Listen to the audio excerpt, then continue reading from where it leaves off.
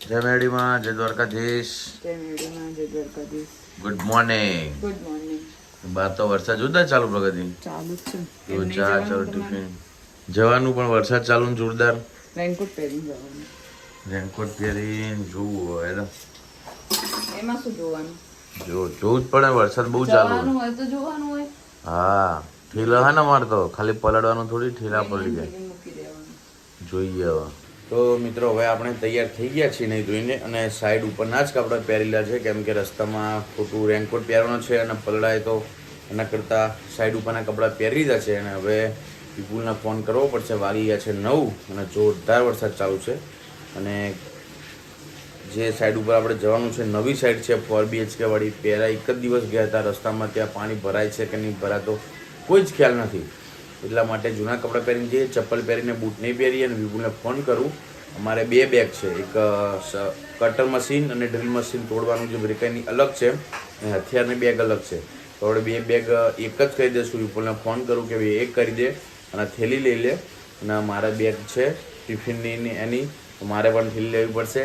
અને કાલે પાછું મશીન રિપેરિંગ કરાવીને આવ્યો અને પછી કાર્બન ખરાબ થઈ ગયા, તો એ બંધ થઈ ગયું. તો પાછું પહેલાં અત્યારે કાર્બન લેવા જવાના છે ને કાર્બન લઈને પછી જવાનું છે. તો વાગી ગયા છે 9, તો ચા નાસ્તો કરી લઈએ, ટિફિન પેક કરશે પ્રગતિ, પછી જઈએ સાઈડ ઉપર. વરસાદ ગમે તેલો હોય, કામ તો કરવું પડશે તો કરવું પડશે. હવે છે ચોમાસું ચાલુ થઈ ગયું, વરસાદ રોજ આવશે, તો રોજ કામે નહીં જઈએ તો ઘર કેવું ના ચાલશે. તો કામે તો જવું પડશે. રેનકોટ પહેરી તો રેનકોટ પહેરી પણ જવું પડશે. તો આ ચોમાસામાં બહુ જોવું એ વખત એવું થાય કે ના એક ગાડી હોય તો બહુ સારું. તો અત્યારે પલળવું ના પડે, દરેક અત્યારે ઠેલા અમે ગાડીમાં જતા રહીએ. તો એક ગાડી હોવી જરૂરી છે. ચોમાસામાં બહુ કદર થાય ગાડીની કે ના ગાડી હોય તો બહુ વિચારવું જ ના પડે. ઠેલા લઈને ગાડી લઈને સેલ મારીને સીધા સાઈડ ઉપર. ઘણા લોકો છે, ઘણી એજન્સી, ઘણી વાયરમેન, ઘણા ધંધાવાળા કે ગાડી લઈને ચોમાસામાં ફરે છે. કંઈ નહીં, આપણે જોડે નથી, હરી ઈચ્છા. તો હવે આપણે ફટાફટ તૈયાર થઈ ગયા, ચા નાસ્તો કરીને જઈએ સાઈડ ઉપર. ચાલો, આપણે તમે જોઈ શકો છો રેનકોટ પહેરીને તૈયાર થઈ ગયા છીએ કમ્પ્લેટ. તો હવે જઈએ સાઈડ ઉપર. પલળતા તો પલળતા મજા આવશે એ બાને, બરાબર ને? મોસમ હૈ રંગીન નજારા હૈ, તો ચલો. હવે મિત્રો બધી બાજુ એવા ફસાઈ ગયા છે ને વરસાદના પાણી, આ નંબર પ્લેટ સુધીનું પાણી છે, એવા ફસાઈ ગયા ને શું નાચી. આજે તો એવી ખરાબ જગ્યાએ ફસાઈ ગયા. ઘરેથી નીકળ્યા 9:30 વાગ્યાના, 11:30 થવાય, હજુ સાઈડ ઉપર નહીં પહોંચ્યા, અડધે પણ નહીં પહોંચ્યા. એટલો ભયંકર વરસાદ, એટલું પાણી ભર્યું, બધે એટલું પાણી ભર્યું. હવે જોઈએ સાઈડ ઉપર જવાય તો અહીંયાથી પાછા નીકળી જઈએ. આમ જુઓ, તમને ઝૂમ કરીને બતાવું, આખી ગાડી જુઓ કેટલી ડૂબી જાય. જો બોનેટ સુધી ગાડી ડૂબી જાય તો બાઇક વાળાની શું હાલત થાય. વરસાદ બહુ જ છે, પાણી બધી બાજુ, અમદાવાદમાં પાણી બધી બાજુ બહુ પાણી ભર્યું હોય. કેટલી વાર રસ્તામાં 2 વાર બાઇક બંધ થઈ ગયું. મોટા ભાગે લોકોના બાઇક અને ગાડી, રિક્ષા બધું જ બંધ થઈ જાય. હવે જોઈએ સાઈડ પર પહોંચાય કે નહીં.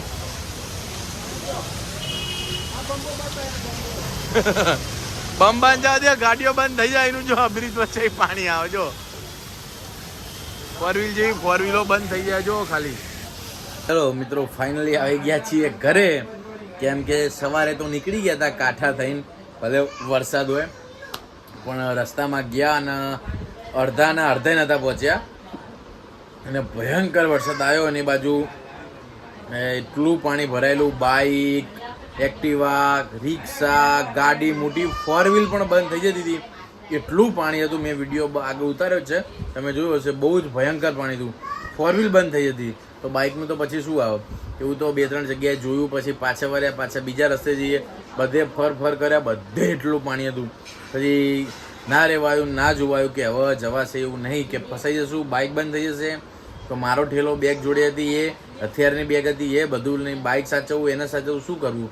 એ પછી રિટર્ન વારીને અને સુખ શાંતિથી ઘરે આવી ગયા. અને સવારે 9:30 નીકળ્યા હતા અને 12:30 અડધે નહોતા પહોંચ્યા.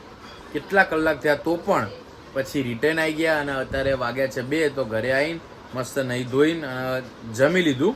હવે થોડીક વાર એને વિપુલને વિડીયો કોલ કરવો છે કે વિપુલ કેવું રહ્યું, કેમ કે જબરજસ્ત હેરાન થયા છીએ આજે તો. અને હવે જુગાડ કરવાનો હોય બાઇકમાં, આપણા બાઇકમાં જુગાડ કરવાનો. વિપુલ કરે ખબર નહીં પણ મારે કરવાનો. સાયલેન્સરમાં તૂટી ભરાઈ દેવી અને સાયલેન્સરમાં તૂટી ઊંચી બાંધી દેવી, એટલે સાયલેન્સર ડૂબે તો જ બાઇક બંધ થાય, નકર બાઇક બંધ થાય નહીં. તો આપણે જુગાડ કરશું. અત્યારે જઈને આવ્યા આડેની દુકાને, પણ આ બંધ હતી, એટલે હમણાં ખુલે ત્યાં જ જુગાડ કરવાનું જ છે. અને જો ચોમાસાનું ઘરમાં હાલત જુઓ, જ્યાં જોયા તમને કપડાં દેખાશે. પેલા રૂમમાં પણ એવું છે, બધા અત્યારે ખાવા બેઠા છે, હીરવા, એનસી, પ્રગતિ, બા દાદા બધા. એ રૂમમાં પણ બધે કપડાં ને અહીંયા પણ બધે કપડાં. ચોમાસાનું હવે આ જ તકલીફ રહેશે. જ્યાં વ્લોગ બનાવી છે બધે કપડાં જ દેખાશે. તો પણ અત્યારે આમ ખૂણામાં વ્લોગ બનાવું કે કપડાં ના દેખાય, પણ તો એ કપડાં તો દેખાવાના જ છે. હવે મિત્રો આજે તો જસ્ટ અત્યારે બપોરે સૂઈને ઉઠ્યા, વાગ્યા છે 5, ચા તૈયાર છે, ચા પી લઈએ.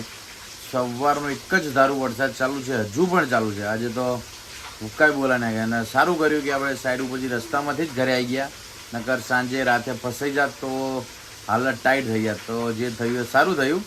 એક દિવસ પછી કામ કરશું. તો ચા રેડી છે, ચા પી લઈએ અને ઘરે એન્જોય કરીએ આજનો દિવસ.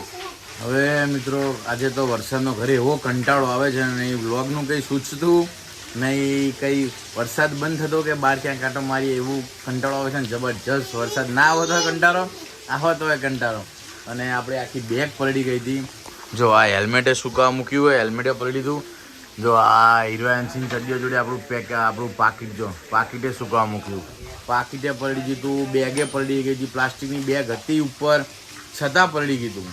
તો બેગે સુકાવા મૂકી, આપણું પાકીટે સુકાવા મૂક્યું, અંદર પૈસા પલળી ગયા હતા, હેલ્મેટ સુકાવા મૂક્યું, લાયસન્સ, કાગળિયા બધું પલળી ગયું.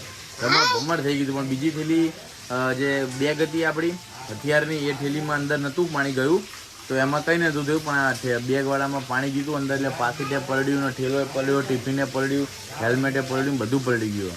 તો બધું સૂકવું નાખા ઘરમાં. જો જ્યાં જો ત્યાં કપડાં જ દેખાય. જો છે ખૂંદી, જો બારીમાં શું દેખાય આખા ઘરમાં? કપડાં બોલજે, કપડાં આખા ઘરમાં કપડાં દેખાય ને બેટા, નહીં? આ દોરી જો અહીંયા પાટ ઉપર ચડી ને, દોરી નજીક ને તો આ બંકાવ દોરી કપડાં કાઢી નાખે ઘડીએ. જો આ રૂમમાં બેગ ઉગાય, જો બધી ત્યાં ખોલીને સૂકવ્યો. જો અહીંયા બેગ ઉગાય, બેગે આખી પલળી ગઈ હતી. બધી વસ્તુ ગાડીને સુકાવા મૂક્યો. જો દાદાઓ રમે, દાદા છોકરાને બધા. કોને બનાવ્યું? દીદીએ બનાવ્યું. વાહ એનસી, વાહ ગટા, શાબાશ. હવે મન બનાવવા દીધો એમ કે હે, બનાવવા દો એને. આવડે હીરા? ચમ નહીં આવડતું? બના હીરા? હા તમે ના કહેતા, માં હીરાને બધું આવડે. હા શાબાશ.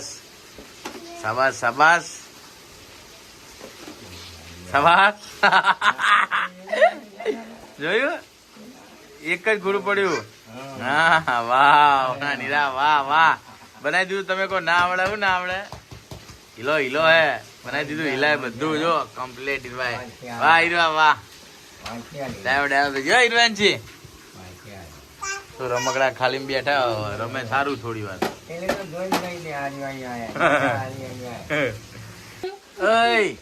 જો હેલ્મેટ સુકા મેં કીધું ને, પંખે તો જો 2 જણા હેલ્મેટ લઈને રમવા માંડ્યા. સુકા એ બેટા, સાડા 10 થવાય, આપણે સુઈ જવાનું હોય. મૂકી દો હેલ્મેટ. નહીં મૂકી દો હેલ્મેટ. મારે હું જો હાય દોસ્તો કહે છે. ચાનું તે કીધું ને, એનસી કહી દે હાય દોસ્તો, ગુડ નાઇટ. હવે સુઈ જવાનું કે જોરથી બોલ ને, સંભળાય? હીરા બોલજો તું. હવે સુઈ જવાનું કે? હા જય મેડીમાં. તમે હેલ્મેટ લાવો ને કારીગરો. એટલે આ બટન નહીં વાગવું, એ બટન ના કહેવાય. લાવડો હેલ્મેટ લાવો. ચલો.